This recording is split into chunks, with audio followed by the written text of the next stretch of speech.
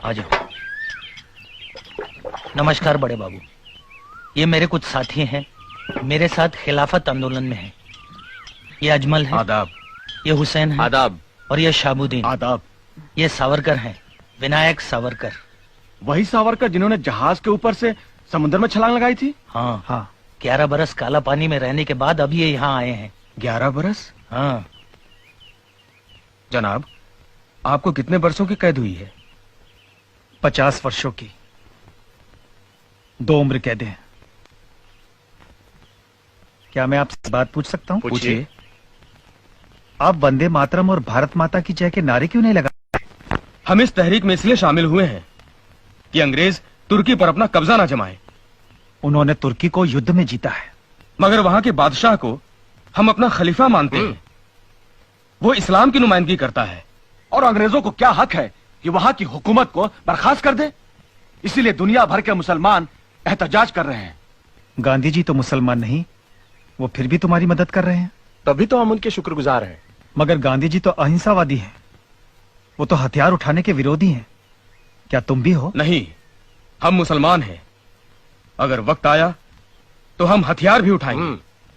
अगर तुम गांधी जी की शिक्षा ही नहीं मानते तो उनके साथ क्यों हो? हम गांधी जी के साथ नहीं हैं, गांधी जी हमारे साथ हैं। गांधी जी क्यों मुसलमानों को उकसा रहे हैं कि तुर्की का बादशाह ही तुम्हारा बादशाह है? क्या वो समझते हैं कि मुसलमान पहले मुसलमान है और बाद में हिंदुस्तानी? मैं अब समझ गया कि मोपला मुसलमानों ने खिलाफत आंदोलन के जोश में आकर हिंदुओं पर इतने अत्याचार क्यों किए। क्यों वहां हजारों हिंदुओं की हत्या कर दी गई, हजारों हिंदुओं को मुसलमान बना दिया गया, सैकड़ों औरतों का शील भंग किया गया, बच्चों को काट दिया गया। फिर भी ये हिंदू खिलाफत आंदोलन में उनका साथ क्यों दे रहे हैं? क्यों? किसने इन्हें गुमराह कर दिया? मैं इन्हें बताऊंगा कि वो क्यों गुमराह हो गए हैं। वो भूल गए हैं कि वो हिंदू हैं। उन्हें इस बात का ज्ञान नहीं कि हिंदुत्व क्या है। क्या है हिंदुत्व? हिंदू हमारा नाम है और हिंदुस्तान हमारी मातृभूमि है। सभी हिंदू एक हैं। हमारा राष्ट्र एक है। एक राष्ट्र, एक जाति और एक संस्कृति के आधार पर ही हम हिंदुओं की एकता आधारित है।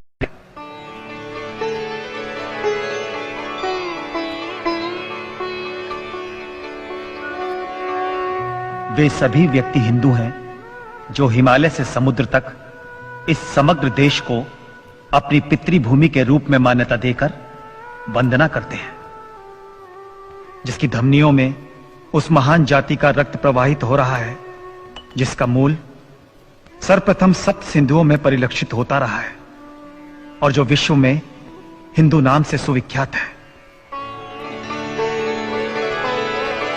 हमारा कर्तव्य है कि हम देश में रहने वाले हिंदुओं, मुसलमानों, ईसाइयों और यहूदियों में यह पवित्र भाव जागृत कर सके कि हम सब सबसे पहले हिंदुस्तानी हैं और उसके बाद कुछ और। भारतीय राष्ट्र का सारभूत विवेचन जो इस काल कोठरी में किया गया, वो सीखचों के बीच में से कैसे बाहर निकल गया और कैसे प्रकाशित होकर लोगों के पास पहुंचा, किसी को कुछ पता न चला।